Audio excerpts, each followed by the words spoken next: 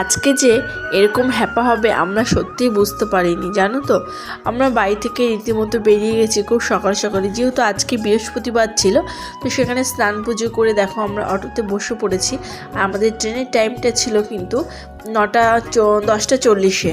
তো আমরা 9:30টার মধ্যে বাড়ি থেকে বেরিয়েছি ঠাকুরনগর হয়ে। এই ফার্স্ট আমি যাচ্ছি, ম্যাক্সিমাম দিন কিন্তু আমি বনগাঁ হয়েই যাই। যখনই যাই বাপের বাড়ি আসি ফুলিয়াতে, তখনই কিন্তু আমি বনগাঁ হয়ে আসি এক ট্রেন। আর আজকে ঠাকুরনগর হয়ে এসেছি একটু আগেই। তো দেখো এখানে আমরা ঠাকুরনগর এসেছি আর প্ল্যাটফর্মে চলে এসেছি। আর যেহেতু খুব ভিড় ছিল প্ল্যাটফর্মে অতটা না, তো আমি টিকিট কেটে নিলাম। আর এখানে আমরা পরিবারের সবাই মিলে আছি। আর এখানে দেখো এখানে দাঁড়িয়ে আছে আমার হাজব্যান্ড, আমি, আমার 2 ছেলে। তো সবাই মিলে এখানে কেনাকাটা করে মানে এতটাই খিদে পেয়ে গেছে যে এসে। তো আমরা স্টেশনে না আজকে একটু ইউনিক খাবার খেয়েছি, যে রোজ তো বাড়িতে খাই, আজকে একটু বাড়িতে টিফিন খাবো।